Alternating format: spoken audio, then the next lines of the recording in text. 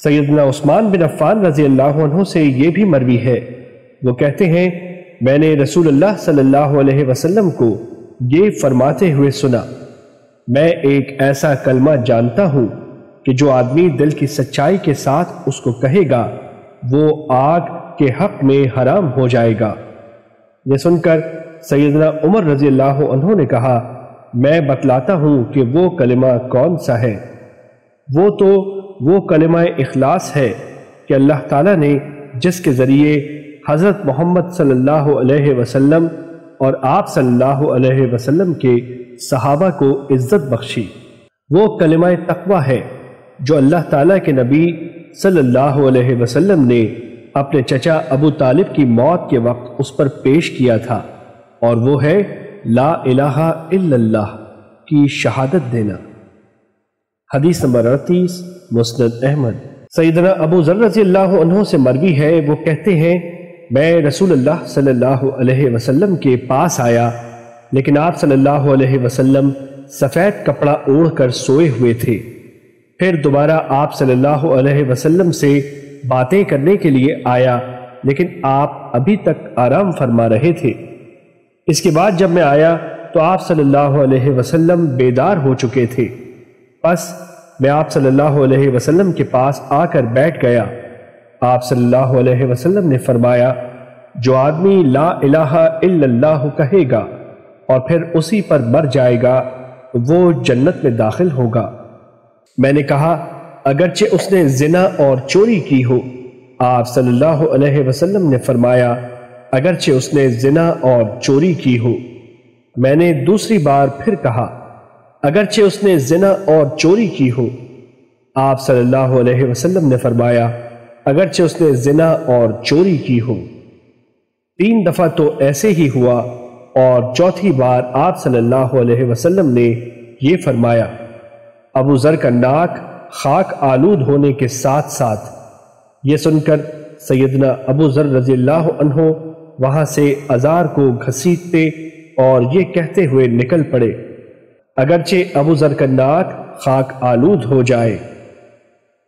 حدیث نمبر 39 مسند احمد۔ سیدنا ابو ہریرہ رضی اللہ عنہ سے مروی ہے، وہ کہتے ہیں میں نے رسول اللہ صلی اللہ علیہ وسلم سے یہ سوال کیا آپ کے رب نے سفارش کے بارے میں آپ کے ساتھ کیا سلوک کیا ہے؟ آپ صلی اللہ علیہ وسلم نے فرمایا اس ذات کی قسم جس کے ہاتھ میں محمد صلی اللہ علیہ وسلم کی جان ہے، میرا یہ خیال تھا کہ اس کے بارے میں سوال کرنے والا میری امت میں تو ہی پہلا فرد ہوگا۔ اس کی وجہ یہ ہے کہ تیرے اندر علم کی حرص پائی جاتی ہے۔ اس ذات کی قسم جس کے ہاتھ میں محمد صلی اللہ علیہ وسلم کی جان ہے، مجھے جنت کے دروازوں پر اپنی امت کے لوگوں کے ہجوم کے بارے میں جو فکر ہے وہ میرے نزدیک میری سفارش کی تکمیل سے زیادہ اہم ہے، اور میری سفارش ہر اس آدمی کے لیے ہے جو اخلاص کے ساتھ لا الہ الا اللہ کی شہادت اس طرح دے کہ اس کا دل اس کی زبان کی اور اس کی زبان اس کے دل کی تصدیق کر رہی ہو۔ حدیث نمبر 40 مسند احمد۔ سیدنا ابو عمرہ انصاری رضی اللہ عنہ سے مروی ہے کہ رسول اللہ صلی اللہ علیہ وسلم نے فرمایا میں گواہی دیتا ہوں کہ اللہ تعالیٰ ہی معبود برحق ہے اور میں اللہ کا رسول ہوں۔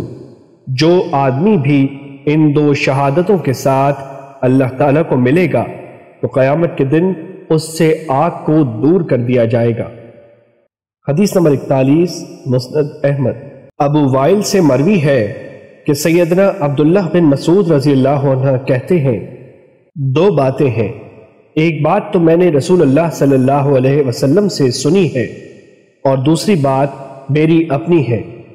رسول اللہ صلی اللہ علیہ وسلم نے فرمایا جو بندہ اس حال میں مرے کہ وہ کسی کو اللہ تعالیٰ کا ہمسر ٹھہراتا ہو وہ آگ میں داخل ہوگا، اور میں خود کہتا ہوں اور جو آدمی اس حال میں مرے کہ نہ وہ کسی کو اللہ تعالیٰ کا ہمسر ٹھہراتا ہو اور نہ اس کے ساتھ کسی چیز کو شریک بناتا ہو وہ جنت میں داخل ہوگا۔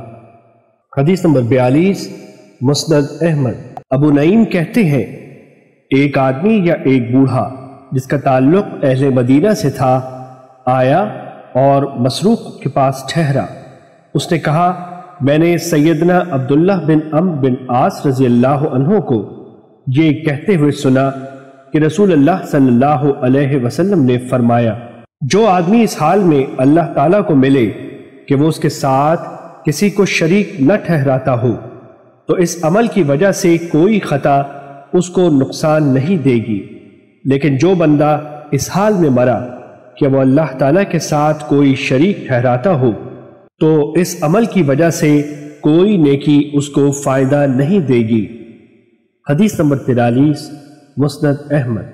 سیدنا جابر بن عبداللہ رضی اللہ عنہ سے مروی ہے کہ نبی کریم صلی اللہ علیہ وسلم نے فرمایا دو واجب کر دینے والی خصلتیں ہیں، جو آدمی اللہ تعالیٰ کو اس حال میں ملا کہ وہ اس کے ساتھ کسی چیز کو شریک نہ ٹھہراتا ہو تو وہ جنت میں داخل ہو جائے گا، اور جو شخص اللہ تعالیٰ کو اس حال میں ملے کہ وہ اس کے ساتھ شرک کرتا ہو تو وہ جہنم میں داخل ہوگا۔